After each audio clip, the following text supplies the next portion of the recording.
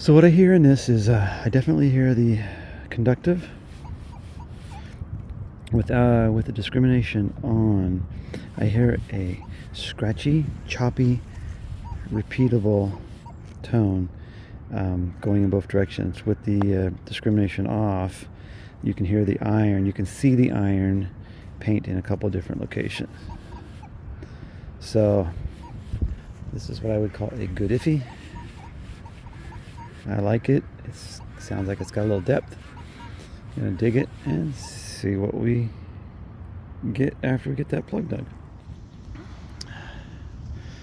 Well, I'm at a beautiful old park on Sunday. Unfortunately, I hate coming on weekends because there's so many people in the parks on the weekdays, which is what you're supposed to do, right? But we got the beautiful fall colors happening. So it's really nice just to be out here detecting. It's not super cold. We're in the like about 50 degrees and sunny, and this is just really enjoyable, except for just a lot of people. I'm sure one of these people are going to ask me, is this legal what you're doing? But back to my target. I dug my plug. I'm off-centered, so it's coming in right here at the edge, and I do not know what this is yet. So I mean, this is iffy. So could be iron.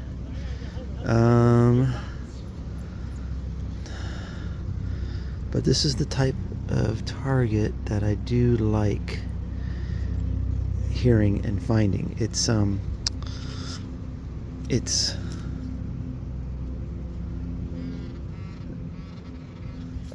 the ones that I think, well, those are the ones I probably missed in the past. Those are the hard ones, the iffy ones. But the more, oh, there it is. There's a coin. That's probably going to be, oh,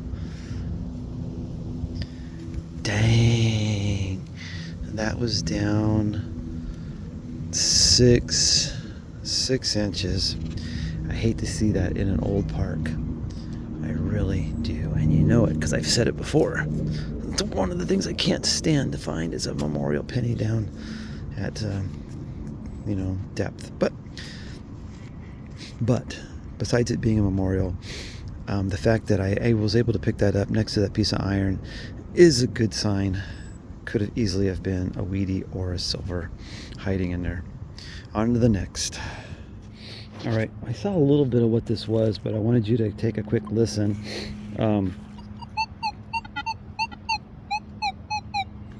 Low 70s, bouncing, 65, scratchy, painting in the middle, scratchy. All right.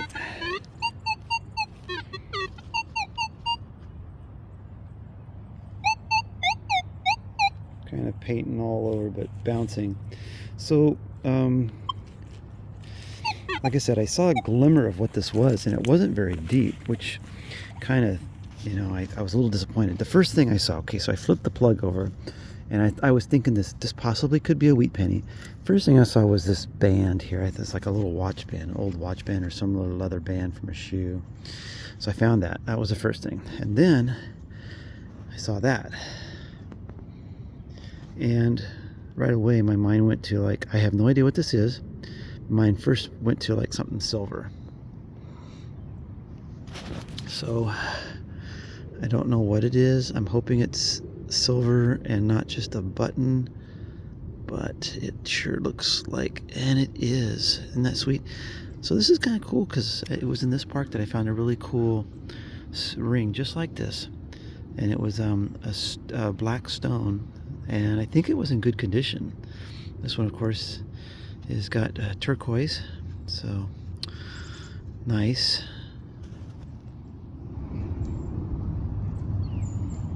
But we'll take that. Definitely we'll take that. So very small, not perfectly round. So you can see the numbers were bouncing. It did bounce to 65 all the way up into the 80s. But Yeah, it was kind of an interesting tone, but see, it was one of those ones that was repeatable, and it sounded okay enough. We'll take it.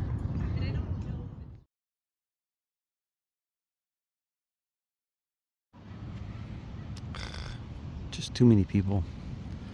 Anyways, I got my first weedie, kind of up here by a picnic table, and mixed a lot of trash, and it wasn't very deep, about 3 inches. So I keep going, not finding too much here, but that's the way I knew it'd be like that here. So coming back to see if I could find something that I've missed in the many trips that I've been here.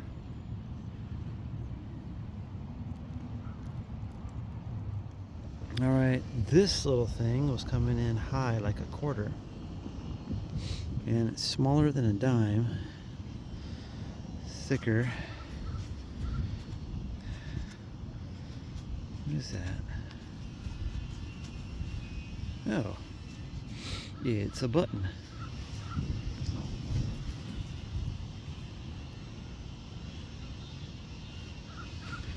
Yeah. Not sure what type of button.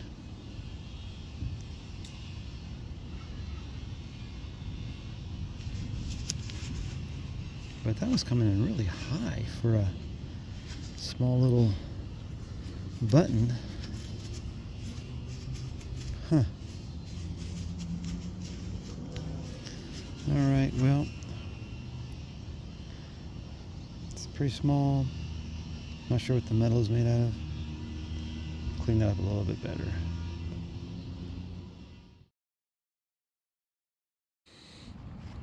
Well, I had left at other park, so I found the button here at this. It's a school here that I've hunted this a few times before. Got a wheat penny. Oops. And only down about 3 inches or so. So this particular school here, this school building was put here it was here in a satellite view about 1955. Could have been here in 54, 53. The original school, which was older, and I don't know how old it actually was, used to sit right up on top of that plateau. I've hunted this a little bit over here and never really found anything, thinking that would be a better place to go. There is a field over there that is original between both schools. So there's a field back there, and I only managed to find one Rosie in that field.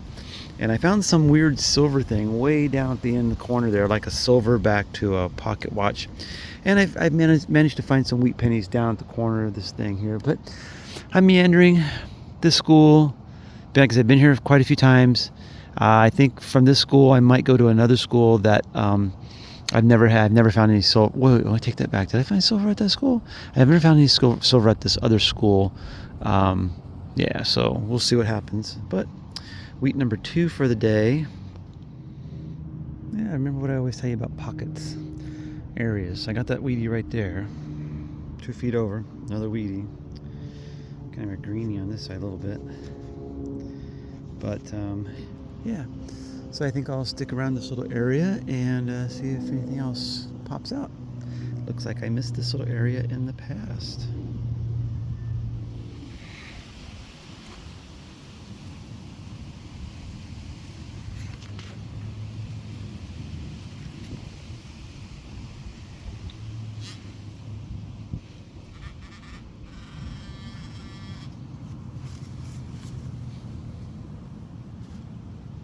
Woohoo! Funny thing is I pulled my camera out and recorded this one because it sounded good. It had an 88. It wasn't staying in the little bit low 80s. Wasn't staying in the upper above. It was like an 87, 88. And I thought, well, maybe I've got silver. And lo and behold, silver. Plus, the other reason why I pulled my camera out on this one is because there's another target like right there that's masking this particular target. So a little more confidence, I think, in the recovery speed on the Manticore. So this is a good find. Not very deep. Look at that, 3 inches or so. All right, I'm on the board with 2 silver things today. Sweet. We'll take it.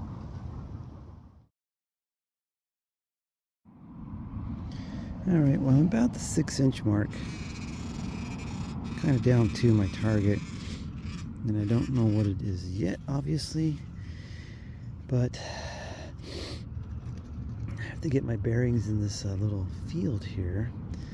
This little field that I've only managed to find one silver coin in.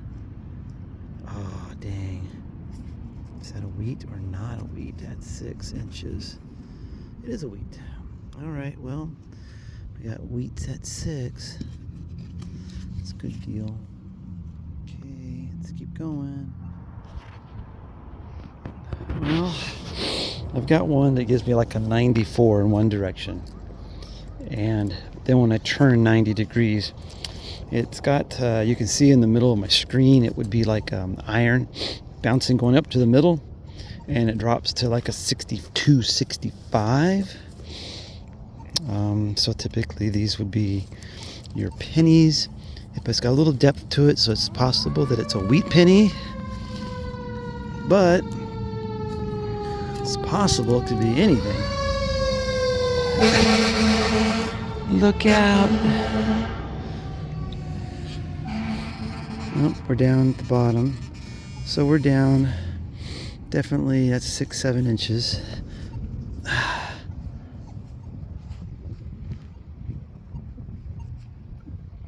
Oh, ta-da! Look at that baby right there. I like that. I bet you it was on edge. I liken that very much. Thank you. Thank you. And thank you. Thank you very much. Thank you. Yeah. So it might have been, like I said, on edge. It gets a funky number on edge. But we'll take that. 2 silvers from this place today. And, yeah. Sorry. I don't even know if I was recording anything before because I zoomed in. But 1942. We'll take it.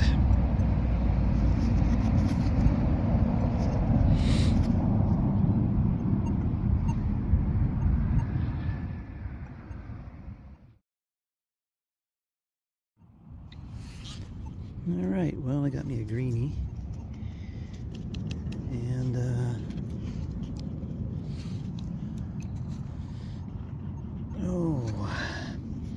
somebody mentioned that they want to see the dates on some of these older coins. I really don't find that many old coins. I mean, these aren't really, I don't consider these to be old. And I don't say the dates on a lot of these coins is because I can't read them. I don't wear my glasses when I go metal detecting, and I have to pull my magnifying glass out sometimes to see these dates. And that's probably why I don't say the dates on a lot of these coins. If they can't see it in the picture, it's just a wheat penny. You know, it's nothing. There's nothing exciting about this wheat penny. But anyways, that's another wheatie. I'm gritting off the field. So far on one pass, I got the quarter, and then on my way back, I got this here. Slim pickings, but we'll take it.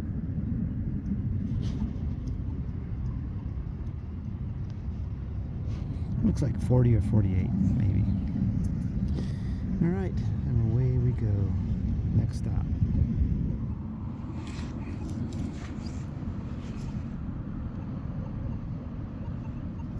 Well, that's a nice surprise. Shallow. Thought I was getting a quarter.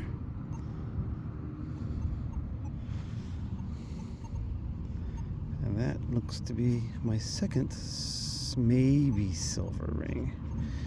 I don't know.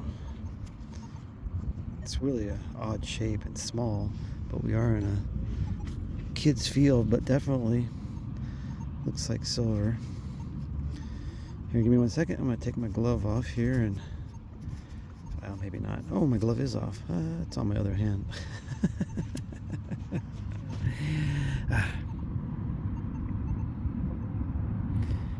Just a simple band. Oh, I thought I was getting a really shallow quarter. That's a nice size. It's pretty thick too.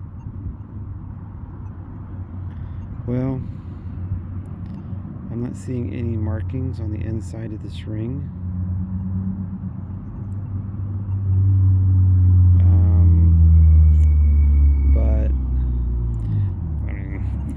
call that silver because it looks like silver, shines like silver. It probably is silver. Well, take it. Sweet.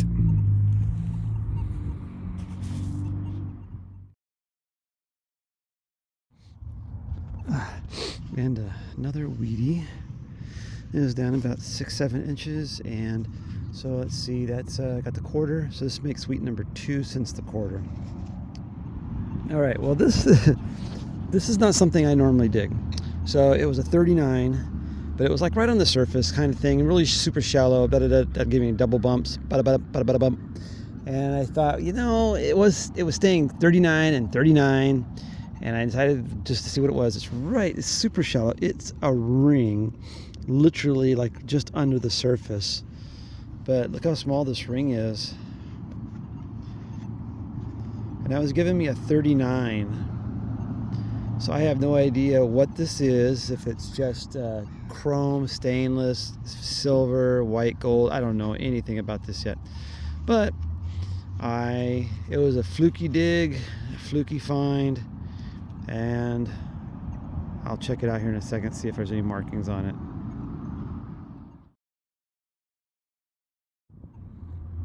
Just junk jewelry. Alrighty, weedy number 3. It was down about 6 inches, 7 inches. Hey, I want to make a statement about a comment somebody made upon one of my videos when I said that the Minelab E-trac was finding more than, or E-trac, the Manticore was finding more than the E-trac. And a person called me out on it and said, yeah, it's just basically BS. It's not factual.